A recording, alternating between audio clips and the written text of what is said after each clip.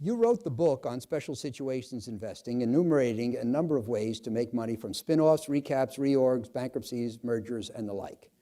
Given that you wrote the book, and thus there were no books before you wrote yours, how did you figure out how to invest in this way?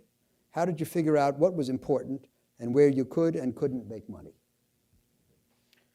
Well, I actually started, my first job was with, they didn't call them hedge funds back then, but it was with a risk arbitrage firm. And risk arbitrage, otherwise known as merger arbitrage, involves buying a company after a merger deal is announced and hoping that it closes.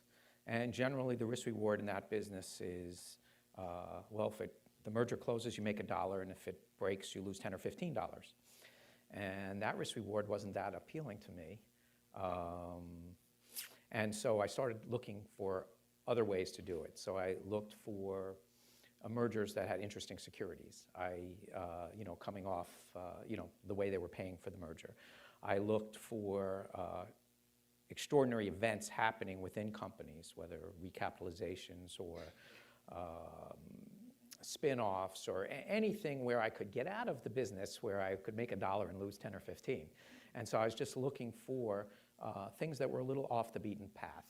I really started learning when I was at Wharton, and at the time, Wharton was really in the efficient market camp, the way they were teaching things, and it didn't resonate with me. And my junior year, I happened to read an article about a guy named Benjamin Graham. And as soon as I read that article, I said, this makes sense to me. And I started reading everything that he wrote and started looking at the world really through a different lens.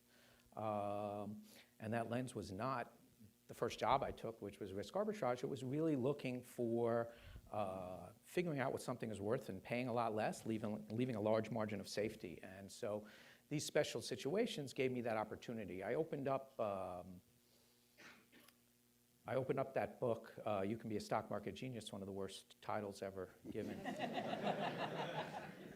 to a book. Opened the book with a story about my in-laws who they used to live in Connecticut for part of the year, and they would spend their time antiquing, going to country auctions, going to tag sales, and they were looking for art and antiques that were undervalued.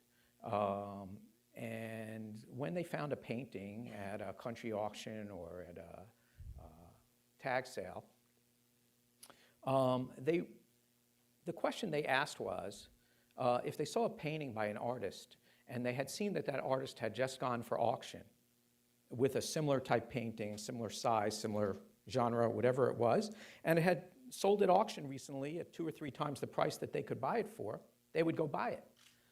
That's a lot different question than asking, is this painter going to be the next Picasso?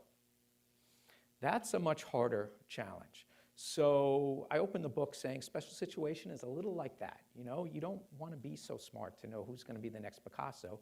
You sort of want to look a little off the beaten path because this is a little more obscure. It's smaller market cap. It's something strange is going on, and the normal people who follow this aren't going to look at it because it's too complicated, or you got to read a 400-page thing, or the piece being spun off is not really why people bought the original stock in the first place. It's for the small, not for the little small business that's being spun off. So these were discarded things. So it was my way of making the challenge easier, finding things that were selling well below their fair value. It wasn't so much.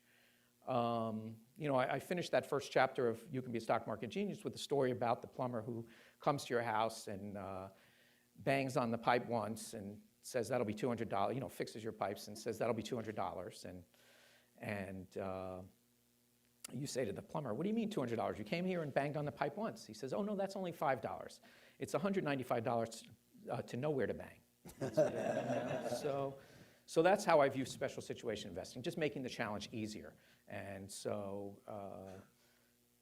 I'd rather be a little, not as smart and a little bit lazy, but go for, Warren Buffett would call them 1-foot hurdles. Why go around looking for 10-foot hurdles to jump over if you could find some 1-foot ones? So I don't have to be all that smart to be good if I'm looking in the right places.